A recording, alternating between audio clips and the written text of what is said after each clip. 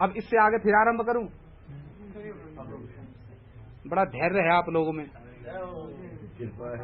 तीसरे अध्याय में भागवत के कपिल देव ने मैया देवहूति को अपने भक्तों के लक्षण बतलाए। सुने ना आपने, सुने होंगे कभी ना कभी। मैया देवहूति को भगवान कपिल देव ने अपने भक्तों के लक्षण बतलाए हैं। अब ध्यान से सुनना, एक नया अध्याय आरंभ होता है। भगवान कपिल देव क्या कहते हैं? अपने भक्तों के लक्षण बतलाते हुए कहते हैं, तितिक्षवा कारुणिका सुहृद सर्वदेही नाम अजात शत्रवा शांता साधवा साधु भूषणा मई अनन्य भावेन भक्तिम कुर्वन्ति जे दृढ़ाम मत कृते त्यक्त स्वकर्माणस त्यक्त स्वजन बांधवा मदाश्रया कथामृष्टा शृण्वन्ति कथयन्ति च तपन्ति विविधास्तापा नैतान मदगत चेतसा ता एते साधवा साध्वी सर्व संग विवर्जिता संगस तेष्वत्ते प्रात्य संग दोष हराहिते। समझ में आया?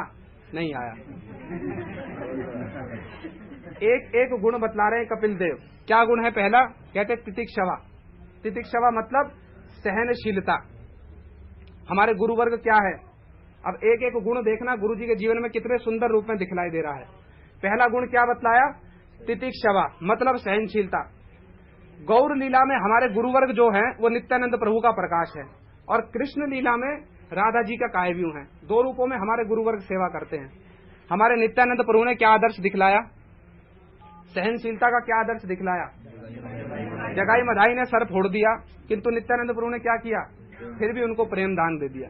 गुरु पाद पद्म के जीवन में देखो, वो नित्यानंद प्रभु का प्रकाश है। गुरु जी जब विदेश प्रचार करने के लिए गए, ये हमने अपने जीवन में देखा है, नाम नहीं बतलाएंगे, बहुत सारे लोगों ने विरोध किया गुरु जी का। अब देखो, इस घटना से, इन बातों से आचार्य के चरित्र के प्रति ना मर्त्य बुद्धि नहीं करनी चाहिए, जड़ बुद्धि के। उनका विरोध क्यों किया?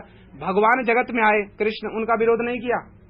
राम जगत में आए, उनका विरोध नहीं किया। प्रभुपाद जगत में आए, उनका विरोध नहीं किया। परम गुरु जी का विरोध नहीं किया। जब भी सत्य वस्तु जगत में प्रकटित होगी, असुर लोग उसका विरोध करेंगे ही करेंगे, या फिर बद्ध जीव ईर्ष्यावश उसका विरोध करेंगे करेंगे। गुरु जी विदेश प्रचार करने गए, मैंने माधव महाराज के मुख से घटना सुनी, आप लोगों को घटना बतला दूं। आप लोग तो सब मठ मंदिर के ही हैं। कहते एक समय एक संस्था के लोगों ने, नाम नहीं बतलाऊंगा संस्था का, गुरु जी का इतना सुंदर प्रचार, गुरु जी के भीतर एक ऐश्वरिक शक्ति थी।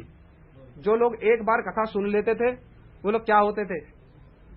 वशीभूत हो जाते थे सब प्रकार से। ये आकर्षणी शक्ति थी गुरु जी में। जब गुरु जी गए प्रचार करने, ब्रज की कथाएं बोलते थे और ऐसे गुड़ गुड़ विचार, ऐसे सुंदर भाव बोलते थे, लोगों ने कहीं भूतो ना भविष्यति सुना ही नहीं थे। हमारे इस्कॉन के प्रभु जी वो कहते हैं, मैं 10 साल इस्कॉन में गया, मुझे यही नहीं पता था षड गोस्वामी कौन होते हैं। 10 साल तक इस्कॉन में जाता रहा, ठीक से यही नहीं पता चला रूप गोस्वामी है कौन वास्तव में। हाँ, कोई संत थे। 10 साल तक घूमता रहा, बस पता ही नहीं चला। जब गुरु जी के निकट में आया तब पता चला षड गोस्वामी का क्या महात्म्य है, ब्रज की क्या माधुरी है। तो मुझे लगा मेरे तो 10 साल बेकार हो गए। ऐसी कथाएं बोलते थे। जब गुरुजी ने विदेश में प्रचार करना आरंभ किया तो क्या हुआ? भारी भीड़ जो है गुरुजी के प्रति आकर्षित हो गई, खूब लोग आकर्षित हो गए। तो एक संस्था के लोगों ने ईर्ष्यान्वित होकर क्या किया? प्राण तक हरण करने की चेष्टा की। हमारे माधव महाराज बतलाते, गाड़ी में भी बिठा लिया था गुरुजी को। मैं कहीं बाहर गया हुआ था, गाड़ी में भी बिठा लिया था। अब ये उनके शब्द हैं। हमारे जैसे शिला प्रभुपाद जी के प्राण तक हरण करने की चेष्टा की ना, सुनी ना आप लोगों ने वो घटना? प्रभुपाद जी के प्राण हरण करने की चेष्टा की, घेर कर खूब आक्रमण कर दिया, किंतु प्रभुपाद जी को परम गुरु जी ने बचा लिया। ये लीला प्रभुपाद जी ने प्रकाशित की।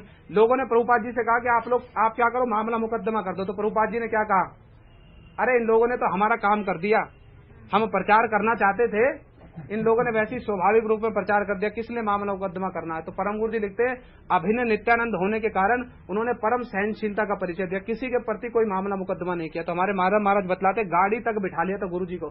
ये तो किसी प्रकार सेवकों को वो मिल गई सूचना, सेवक गए और सब प्रकार से निषेध कर दिया, गुरु जी को जाने नहीं दिया। किंतु ऐसी इच्छा थी, अब ये सुना हमने वैष्णवों के मुख से, प्राण तक हरण करने की चेष्टा थी उनके प्रचार से ईर्ष्यान्वित होकर। किंतु गुरु जी ने कभी किसी, अभी हमारे दुग्गल प्रभु सुबह बतला रहे थे ना, कभी कोई कमजोर बात मतलब समझते हैं, कभी हल्की बात उनके मुख से हमने नहीं सुनी। कभी एक निंदा का शब्द हमने उनके मुख से नहीं सुना। गुरु जी के शब्द होते थे, निंदनीय होने पर भी किसी की निंदा मत करो। यदि कोई निंदनीय है ना, तब भी उसकी निंदा मत करो। प्राण तक हरण करने की चेष्टा की, खूब विरोध किया। कई देशों में तो ऐसा हुआ कि गुरुजी जब जाने वाले थे, पूरी चेष्टा की कि इनको एयरपोर्ट से ही वापस भेज दिया जाए।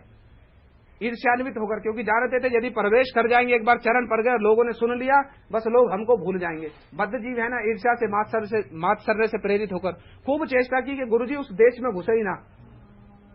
किंतु उन्हीं लोगों ने जब बाद में अपने अपराधों की क्षमा प्रार्थना करके गुरुजी के चरणों में आश्रय लिया, गुरुजी ने उनको भी समान भाव से अपना लिया। ये हमने एक नहीं बहुतेरे उदाहरण गुरुजी के जीवन में देखे हैं।